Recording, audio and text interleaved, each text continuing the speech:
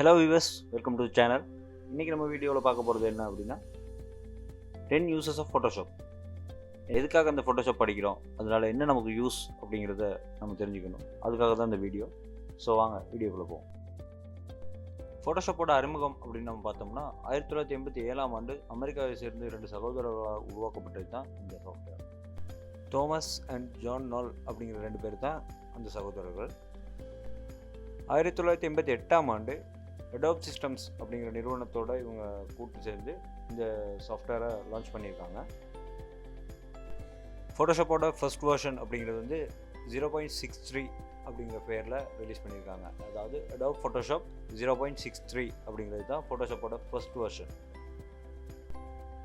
அப்போலேருந்து இப்போ வரைக்கும் நிறைய சேஞ்சஸோட நிறைய அப்டேட்ஸோட இன்றைக்கி வரைக்கும் ஃபோட்டோஷாப் அப்படிங்கிற வெர்ஷன்ஸ் வந்துட்டுருக்கு. இன்றைக்கி ஃபோட்டோஷாப்போட அறிமுகம் அப்படிங்கிறதும் அதோட வளர்ச்சி அப்படிங்கிறதும் இதுதான் அப்படிங்கிறது நம்ம தெரிஞ்சுக்கலாம்.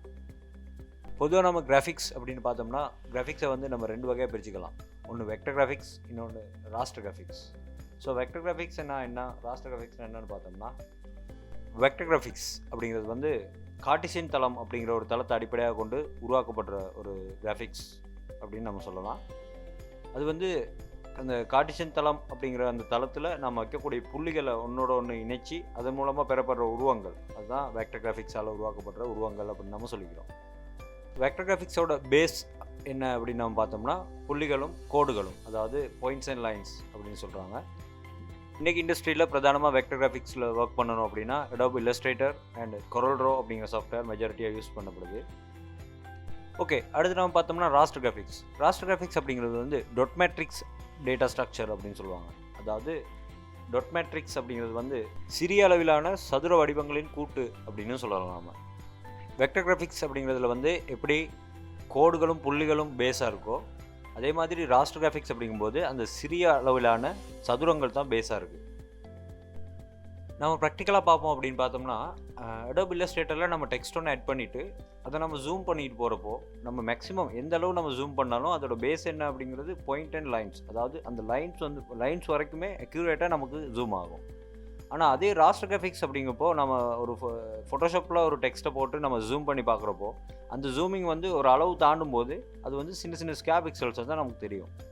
ஸோ அதான் அது 2, அதாவது வெக்டர் கிராஃபிக்ஸ் அண்ட் ராஸ்டர் கிராஃபிக்ஸில் இருக்கக்கூடிய டிஃப்ரென்ஸ். இதை பற்றி நாம் ரொம்ப டீப்பாக தெரிஞ்சுக்கணும் அப்படின்னா நம்ம கிராஃபிக்ஸ் சைடில் நம்ம டிகிரி ஒன்றோ இல்லை ஒரு ஹையர் ஸ்டடீஸ் நம்ம பண்ணுறப்போ அதில் வந்து டிஜிட்டல் இமேஜ் ப்ராசஸிங் அப்படின்னு ஒரு சப்ஜெக்ட் இருக்குது. அந்த சப்ஜெக்டில் பார்த்தோம்னா ஒரு இமேஜ் எப்படி உருவாகுது, அதோட பேஸ் என்ன, அதோட கலெக்ஷன் எப்படி, அதாவது அந்த ஒரு இமேஜ் எடுத்துக்கிட்டோம். ஃபார் எக்ஸாம்பிள் இப்போ ஒரு நேச்சர் ஃபோட்டோ ஒன்று நாம் இப்போ கேமராவில் எடுக்கிற ஒரு ஃபோட்டோ எடுத்துக்கிட்டோம்னா அந்த ஃபோட்டோ எப்படி உருவாகுது, அதில் எத்தனை பிக்சல்ஸ் இருக்குது, அது நம்ம வந்து இணையம் மூலமாக, அதாவது இன்டர்நெட் ஒரு மெயிலில் நம்ம அனுப்புகிறோம் அப்படின்னா அது எப்படி அந்த டேட்டாவுக்கு ஏற்ற மாதிரி, அதாவது நம்ம பார்க்குற கலர்ஸ் எப்படி டேட்டாவுக்கு ட்ரான்ஸ்போர்ட் ஆகுது அப்படிங்கிற விஷயங்களெல்லாம் அந்த டிஜிட்டல் இமேஜ் ப்ராசஸிங் அப்படிங்கிற சப்ஜெக்டில் இருக்குது. ஸோ அது நம்ம ஹையர் ஸ்டடீஸ் நம்ம படித்தோம்னா அதை நம்ம டீப்பாக நல்லாவே தெரிஞ்சுக்கலாம். ஃபோட்டோஷாப்போட ஃபர்ஸ்ட் யூஸ் அப்படின்னு நம்ம பார்த்தோம்னா இமேஜ் எடிட்டிங். நம்மள எல்லாருக்குமே தெரியும். அது சாதாரண ஃபோட்டோஷாப் அப்படிங்கிறப்போ நம்ம ஃபோட்டோஸ் எடிட் பண்ணுறதுக்காக தான் இந்த ஃபோட்டோஷாப் யூஸ் பண்ணுறோம் அப்படின்னு. அதில் பார்த்தோம்னா colour correction, cut and paste, அதாவது ஒரு இமேஜோட பேக்ரவுண்ட் நம்ம சேஞ்ச் பண்ணுறது, அந்த மாதிரியான வேலைகள்லாம் நம்ம பண்ணிக்கலாம். ஒரு இமேஜ்க்கான போர்டை செட் பண்ணுறது, அது எல்லாமே இமேஜ் எடிட்டிங் அப்படிங்கிற ஒரு ப்ராசஸில் வரும். அடுத்த யூஸ் பார்த்தோம்னா வெப் டிசைனிங். ஃபோட்டோஷாப்பில் வெப் டிசைனிங் தான் நீங்கள் யோசிக்கிறது எனக்கு வழங்குது.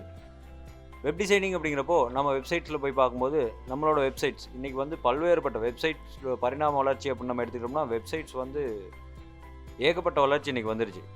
அதாவது ஒரு வெப்சைட் வந்து ஃபுல் அட்ராக்டிவாக இருக்கணும், அப்போ தான் நிறைய வியூவர்ஸ் போவாங்க, நம்ம பார்ப்பாங்க எல்லாமே. ஸோ வெப்சைட் ஒன்று அட்ராக்டிவாக இருக்கணும் அப்படின்னா அதில் யூஸ் பண்ணக்கூடிய எலமெண்ட்ஸ், அதாவது ஒரு ஐக்கன்ஸாக இருக்கலாம், ஒரு பட்டன்ஸாக இருக்கலாம், டெக்ஸ்ட்டாக இருக்கலாம், வீடியோஸாக இருக்கலாம், அதுக்கான எல்லா பேஸுமே ஃபோட்டோஷாப் மூலமாக தான் உருவாக்கப்படுது. அதாவது ஃபோட்டோஷாப் யூஸ் பண்ணுறப்போ அதோட ரேஞ்ச் அப்படிங்கிறது வந்து இன்னும் ஒரு ஹையர் லெவலுக்கு போகும். வெப் டிசைனிங் அப்படின்னு சொன்னதுமே நாம் யோசிக்கிறது கோடிங் தான். ஆனால் ஃபோட்டோஷாப்பில் கோட் பண்ணுறது கிடையாது. வெப்சைட், அதாவது நம்ம செய்ய போகிற ஒரு வெப்சைட்கான லே அவுட்டை ஃபோட்டோஷாப் மூலமாக நம்ம உருவாக்கலாம். அடுத்து நம்ம பார்த்தோம்னா பேஜ் லே அவுட் அப்படிங்கிறது வந்து இப்போ நம்ம மேலே சொன்ன விஷயமே தான் இதுலேயும் வரும். என்ன அப்படின்னா நம்மளோட ஒரு வெப்சைட் எடுத்துக்கிட்டோம்னா அதுக்கான ஃபுல் பேஜ் லே அவுட்டை வந்து நம்ம ஃபோட்டோஷாப் மூலமாக செஞ்சுக்கலாம். அடுத்து நாம் பார்க்க போகிறது கிராஃபிக்ஸ் கிரியேஷன்ஸ். கிராஃபிக்ஸ் கிரியேஷன்ஸ் அப்படிங்கிறப்போ நாம் வந்து நிறைய இடங்களில் நம்ம ஃப்ளையர்ஸ், பேனர்ஸ் எல்லாம் பார்த்துருப்போம். மோஸ்ட் அட்ராக்டிவாக இருக்கும். ஸோ அதுக்கெல்லாமே நான் செய்கிறதுக்கு யூஸ் பண்ணுறது வந்து ஃபோட்டோஷாப் தான். நெக்ஸ்ட் யூஸை நம்ம பார்த்தோம்னா பேட்டர்ன் அண்ட் டெக்ஸ்டர் ஸ்டைல்ஸ்.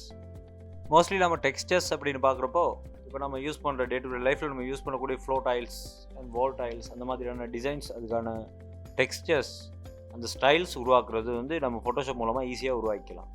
அடுத்து பார்த்தோம்னா பொலிட்டிக்ஸ் அண்ட் சோஷியல் மீடியா. இன்றைக்கி சோஷியல் மீடியா எடுத்துக்கிட்டால் சோஷியல் மீடியா ஃபுல்லாக முழுசாகவே சோஷியல் மீடியாஸ் ரன் ஆகுறது ஃபோட்டோஷாப் மாதிரியான சாஃப்ட்வேர்ஸ் மூலம் தான். இன்றைக்கி நம்ம சோஷியல் மீடியாஸ் எடுத்துக்கிட்டோம் அப்படின்னா சோஷியல் மீடியாஸை மேக்ஸிமம் ரன் பண்ணுறது மீம்ஸ் அப்படிங்கிற ஒரு விஷயம். ஸோ அந்த மீம்ஸ் எல்லாம் க்ரியேட் பண்ணுறதுக்கு ஃபோட்டோஷாப் அப்படிங்கிற சாஃப்ட்வேர் வந்து ரொம்ப இம்பார்ட்டண்டான ஒரு சாஃப்ட்வேராக இருக்குது. அடுத்து நம்ம பிராண்ட் அண்ட் ஸ்டைல் அப்படிங்கிற ஒரு விஷயத்தை பார்த்தோம் அப்படின்னம்னா பிராண்ட் அண்ட் ஸ்டைல் அப்படிங்கிறப்போ பிரதானமாக வர்றது லோகோ டிசைனிங். இன்றைக்கி இருக்கக்கூடிய ரொம்ப பெரிய கம்பெனிஸ் அண்ட் அவங்களோட லோகோஸ் எல்லாமே க்ரியேட் பண்ணுறது ஃபோட்டோஷாப் தான் யூஸ் பண்ணுறாங்க. அடுத்து நம்ம பார்க்க போகிற தலைப்பு பிஸ்னஸ். ஃபார் எக்ஸாம்பிள் இப்போ நம்ம ஒரு பிஸ்னஸ் எடுத்துக்கிட்டோம் அப்படின்னா அந்த பிஸ்னஸுக்கு ரொம்ப முக்கியம் ப்ரொமோஷன் அண்ட் மார்க்கெட்டிங். இன்றைக்கி வந்து ப்ரொமோஷன் அண்ட் மார்க்கெட்டிங் அப்படிங்கிறது வந்து ஃபோட்டோஷாப் இல்லாமல் நடக்காது. உதாரணமாக நம்ம எடுத்துக்கிட்டோம்னா இ-காமர்ஸ் சைட்ஸ், இ-காமர்ஸ் வெப்சைட்ஸை பார்த்தோம்னா நம்ம வந்து ஒரு ப்ராடக்ட் வாங்குறது அப்படிங்கிறது அவங்களோட ப்ரொமோஷன் அண்ட் அந்த டிசைன் எப்படி பண்ணியிருக்காங்க அப்படிங்கிறத பார்த்து தான் நம்ம அட்ராக்டிவ் ஆகி அந்த பொருளை நம்ம வாங்கியே ஆகணும் அப்படிங்கிற ஒரு கட்டத்துக்கு நம்ம தள்ளப்படுறோம். ஸோ ஃபோட்டோஷாப் அப்படிங்கிற ஒரு விஷயம் வந்து அந்த பிஸ்னஸில் இல்லை அப்படின்னா அங்கே பிஸ்னஸும் இல்லை அப்படின்னு தான் அர்த்தம். அடுத்து நாம் பார்க்க போகிறது என்னென்னா கெரியர் அண்ட் ஜாப்ஸ். அதுதான் ரொம்ப முக்கியமான ஒரு விஷயமா இன்றைக்கி எல்லாருமே பார்க்குறோம். ஃபோட்டோஷாப் படிக்கிறதுக்கு அப்படின்னு சொல்லி நாம் ஒரு இன்வெஸ்ட்மெண்ட் ஒன்று பண்ணுறோம். ஸோ அந்த இன்வெஸ்ட்மெண்ட் பண்ணுறோம் அப்படின்னா அதனால நமக்கு என்ன லாபம் அப்படிங்கிறது தான் கெரியர் அண்ட் ஜாப்ஸ் அப்படின்னு நம்ம பார்க்குறோம். கெரியர் அப்படின்னு எடுத்துக்கிட்டோம்னா இப்போ நான் மேலே டிஸ்கஸ் பண்ண அவ்வளோ விஷயங்களுக்குமே ஒரு கம்ப்யூட்டர் அண்ட் ஃபோட்டோஷாப் சாஃப்ட்வேர் மட்டுமே இருந்தால் அந்த வேலைகள்லாம் நடக்காது. கட்டாயமாக மேன் பவர் ஒன்று வேணும். ஸோ அந்த மேன் பவர் அப்படிங்கிறப்போ அந்த கெரியர் அண்ட் ஜாப்ஸ் அப்படிங்கிற விஷயம் அங்கே ஃபுல்ஃபில் ஆகும். ஃபோட்டோஷாப் தெரிஞ்சிக்கிறது அப்படிங்கிற மூலமாக நமக்கு ஒரு நல்ல கெரியர் இருக்குது அப்படிங்கிறத ப்ராக்டிக்கலி என்னால் சொல்ல முடியும். ஃபைனல் நம்ம பார்க்க போகிறது டிசைனிங் குவாட் பிக்சர்ஸ். அதாவது குவாட்ஸ் அப்படின்னு பார்க்கும்போது யாரோ ஒருத்தர் சொன்ன கருத்து இல்லை ஒரு கவிதையாக இருக்கலாம். நம்ம ஒரு ஃபோட்டோவுக்கு அந்த கவிதையை ஆட் பண்ணி அதை நம்ம ஒரு விஷஸாவோ இல்லை ஒரு நம்ம வாட்ஸ்அப் அந்த மாதிரி ஸ்டேட்டஸ் போடுறதுக்கோ அந்த மாதிரியான வேலைகளுக்கு நம்ம அதை யூஸ் பண்ணிக்கலாம். ஓகே வியூவர்ஸ், இப்போ நம்ம 10 யூசஸ் ஆஃப் ஃபோட்டோஷாப் பார்த்தோம். ஜென்ரலாக நான் ஃபோட்டோஷாப் அப்படிங்கிற பற்றி நான் சொல்லணும் அப்படின்னா ஃபோட்டோஷாப் அப்படிங்கிறது வந்து ஒரு ஜஸ்ட் டூல், அவ்வளோதான். நம்மளோட க்ரியேட்டிவிட்டி அப்படிங்கிறது தான் அந்த ஃபோட்டோஷாப்பில் நம்ம எவ்வளோ தூரம் போக போகிறோம், நம்ம ஃபோட்டோஷாப் எப்படி யூஸ் பண்ண போகிறோம் அப்படிங்கிறது வந்து நம்மளோட க்ரியேட்டிவிட்டி அப்படிங்கிற விஷயத்தை பொறுத்திருக்கு. அண்ட் கட்டாயம் ஃபோட்டோஷாப் படிக்கிற எல்லாருமே அப்டேட்டில் இருக்கணும். உதாரணமாக நம்ம எடுத்துக்கணும் அப்படின்னா நான் என்னோட பிகினிங் ஸ்டேஜில் நான் ஃபோட்டோஷாப் படிக்கிறப்போ ஃபோட்டோஷாப் CS அப்படிங்கிற ஒரு வேர்ஷன் தான் நான் யூஸ் பண்ணேன். அந்த CS அப்படிங்கிற வேர்ஷனில் தான் நான் ஃபோட்டோஷாப் படிக்க ஸ்டார்ட் பண்ணேன். இன்றைக்கி வந்து CC 2020, 21 அப்படியெல்லாம் வேர்ஷன்ஸ் வந்துச்சு. அப்போ நான் படித்தது CS அப்படிங்கிற ஒரு வேர்ஷனில். ஸோ எனக்கு CS அப்படிங்கிற வேர்ஷனில் தான் ஒர்க் பண்ண முடியும் அப்படின்னு நம்ம சொல்கிறோம் அப்படின்னோம்னா நம்மளால் ஃபோட்டோஷாப் அப்படிங்கிற ஒரு டூலை வச்சுக்கிட்டு நம்மளோட கேரியரை சரியாக அமைச்சிக்க முடியாது அப்படிங்கிறது என்னோட கருத்து. ஸோ நீங்கள் ஃபோட்டோஷாப் அப்படிங்கிற ஒரு விஷயம் படிக்கிறீங்க அப்படின்னா அன்னன்னைக்கு அப்பப்போ புதுசாக என்ன வருது, லேட்டஸ்ட் ட்ரெண்ட் என்ன இருக்குது அப்படிங்கிறது தெரிஞ்சுக்கிட்டீங்க அப்படின்னா நிச்சயமாக உங்களுக்கு ஒரு நல்ல கேரியர் இருக்குது அப்படிங்கிறத நான் சொல்லிக்கிறேன். ஓகே வியூவர்ஸ், தேங்க்யூ ஃபார் வாட்சிங் மை வீடியோ. இந்த வீடியோ உங்களுக்கு பிடிச்சிருந்தால் லைக் பண்ணுங்கள், ஷேர் பண்ணுங்கள் அண்ட் சேனலை சப்ஸ்கிரைப் பண்ணுங்கள். தொடர்ந்து எங்களோட அப்டேட்ஸ் நீங்கள் பார்க்கணும் அப்படின்னா கீழே இருக்கக்கூடிய பெல் ஐக்கனை கிளிக் பண்ணுங்கள். இந்த வீடியோ பற்றி ஏதாவது கருத்துக்கள் இருந்தால் அதை கமெண்ட் பாக்ஸ் மூலமாக நீங்கள் எங்களுக்கு தெரிவிக்கலாம்.